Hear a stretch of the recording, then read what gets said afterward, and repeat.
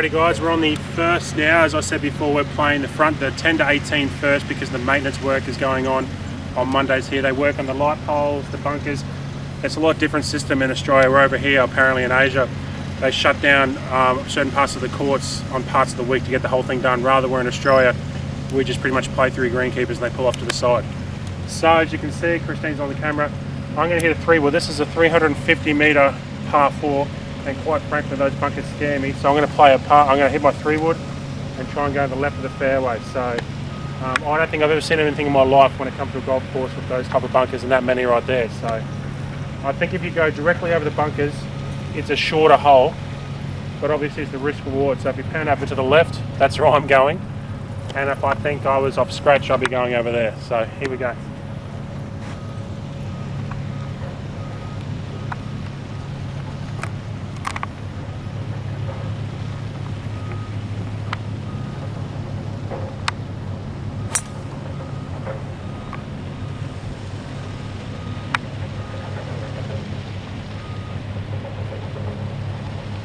So I've actually, I'm surprised myself, I've done what I actually thought I was going to do.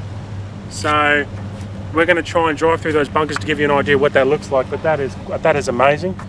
We've just been told by a greenkeeper who pulled up and said it's a shame we're filming today because of the smog, but they said the smog's quite a problem. It lasts for 2 months, that's how bad it is. So it's all coming from illegal companies in Indonesia, apparently burning off trees that just hang around. So the greenkeeper said it'd be like a constant bushfire for 2 months living in a city and where we're from. So, and we've been here for about 3 days and we're already starting to smell it and feel quite lethargic too. So he says March, anytime after March till September, it's amazing. So keep that in mind. Alrighty guys, we're just going to do a slow drive through the bunkers here. Now this was the whole risk reward thing we were talking about. Now we're coming from the left side. As you can see, if you want to pan around, T-block, that's where we've come from, the T-block over here. Now we're going to start driving around the pop bunkers to give you an idea. So now we're getting lower. That's amazing. But obviously if you come this way, it's a little bit shorter. But look at that. And everything feeds into these bunkers too. So if you pan around to the left here, I mean that's the fairway normally right there. That's literally like a 2 metre swell on an ocean right there. So, but as you can see here, we'll come up through here. Look at these bunkers over here, like that's amazing. And keep in mind, this is only a 350 metre par 4, so if you get in here, you're hitting a lob wedge just to get out. And as you can see, here we are over here. So as you can see, it's yeah, they're a risk reward. I mean, you can go that way and it cuts off an extra 50 metres, I say, but I'd rather have a ball in play and actually see the green. Cool.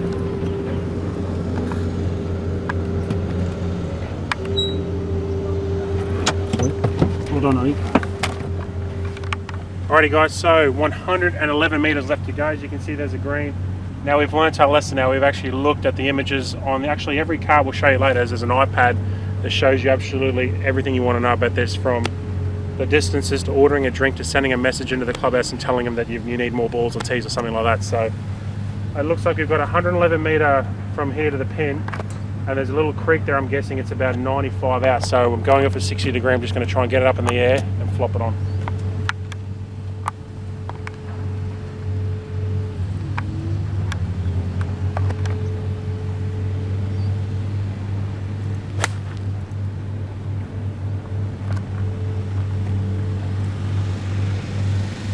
Ooh, good shot, babe. Sweet. So, there we go. Surprised myself there. So there we go. So as you can see, look, we'll talk about that at the end of the hole, but if you pan over here, look at the lines in that fairway, and it's weird, if you look back over the fairway, you can't see the bunkers. That's how deep they are built in. That's how deep they are built in to the mountains. From this side here, you don't even see bunkers, you see little tiny, I don't know what those little trees are, those little shrubs are that you see normally on the side of the highways in Australia, don't you? So it's like a grass plant. Grass plant, grass tree, a blackboard or something. Juliet,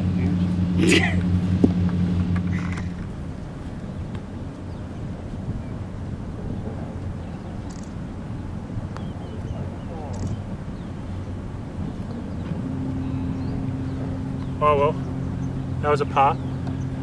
So guys, quickly, we're leaving the flags in just because, as you can see, the greens are so undulated, they're so curvy that if we take them out, you're not going to see them on camera. So I know if any of the purists out there want to know why we're putting a flag in, that's why. So, and there's no comps, so there's no penalty strokes. So, but if you look back over here, this is the first. If you're playing it this way, you just think there's a bunch of weeds growing in the fairway. Those little grass trees, wherever they are, little things. But that is quite amazing. But as you can see, the tee is on the left side and it's a slight dogleg. So we're over there on the right where the tree is. If you come straight at it, it really is quite a short approach. But as you can see, I hit 3-wood 60-degree wedge and I really should have sunk the birdie putt. So that's, you know, I don't know, you either want to be John Daly to go for it, or if you're a normal person, you're on the right side. So, wow, that's a great hole. So, on to the second. Alrighty guys, here we are on the second 123 metre par 3. As you can see, pretty self-explanatory. Water on the left, pop bunker on the right. Now I think there's a few more bunkers, but I didn't take notice. So I'm going to hit a 56-degree wedge, just try and knock it down the centre of the green. So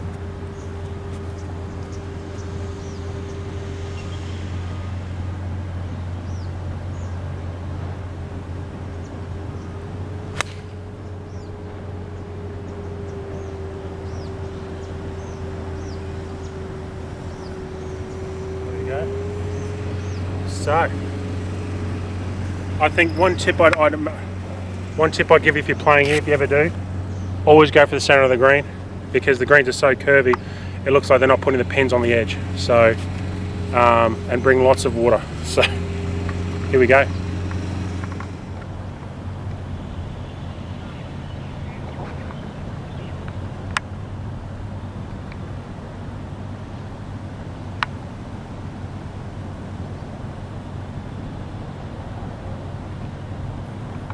Not much to explain there, guys. It was really just a simple little par 3. To be honest with you, probably the, I wouldn't say the easiest hole on the course, but one bunker and a bit of water. And to be honest with you, probably the biggest green on the course so far. Have a look at that. At least 30-40 metres wide in diameter, literally a round circle. But as I said before, just look at I'm walking up a hill now, you probably can't tell. If I drop the ball down here, it's just going to roll viciously down there and down there. So it's one incredible thing here, that there's no flat green. It's amazing. So also too, we'll get to it later, but we'll just give you a 3-level driving range here. Unbelievable. That's amazing. So, alright guys, here we are, 12th hole, 308 metre par 4. It looks like it's a slight dog leg left, so bunkers guarding the left. Obviously what they're doing, similar to the last holes, they're basically putting the bunkers in where the bigger hitters are going to go to shorten the length of it, to make it harder. So I'm getting a 4-iron, I'm just going to go to the right of the fairway. So. Sweet.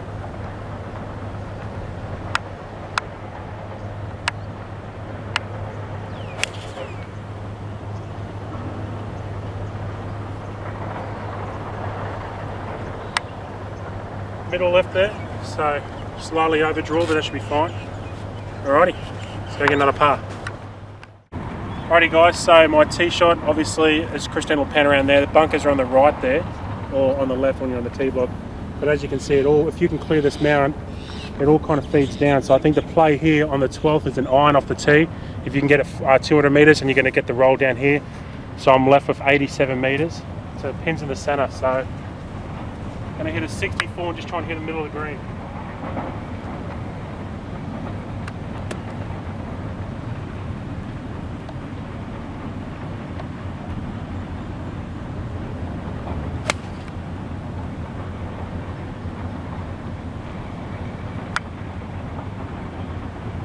Slightly right, but it's on. We'll get a putt. So we'll just show you what you get here in the buggies. Each buggy has its own built-in iPad, and literally the closer you get, the more magnifying the green gets. So right there it was telling me flag position was in the middle today, so at 95 metres to the centre where the pin was. So keeps your scorecard, shows you a whole view right there, shows you exactly where the buggy is. You can send a message into the pro shop, ask for food, drink, anything you want. But yeah, that's amazing. Another good little thing they do here at Marina Bay Sands.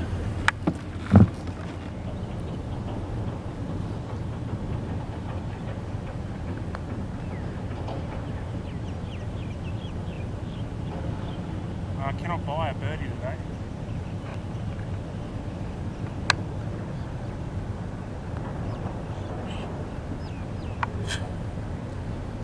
Alrighty guys, that's a little bad little putt.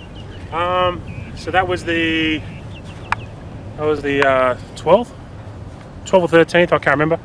It's very hot today. We're on the front We're on the front nine. Oh, we're on the front nine, yes, so it'd be I think it's a third, first, second, third, so we're on the third. Yep. But anyway, as you can see, you can actually see where the red grass trees are, so that's actually your bunkers there. You can't tell here, but that's actually the shortest part of the hole right there. So like every other hole we keep saying, if you're going on that angle, you're going to go short. If you get over it, you can possibly roll down here real short. However, if you don't, you're going to be in a bunker and you're going to take in bogey, double bogey into play. The play to me is to aim at the light poles on the left of the fairway because everything feeds back down. As you can see, I just hit a 6-degree wedge in there for a couple of putts for a par. Well, I gave myself the putt anyway, so yeah. But as you can see, look at that, probably a small green, but literally not one imperfection on that. That is just, usually when you look at websites and you see greens, you think, oh, okay, someone's had a crack at that, so some Photoshop, but that literally is the exact what you see in a website. So you've got to get out here and play this.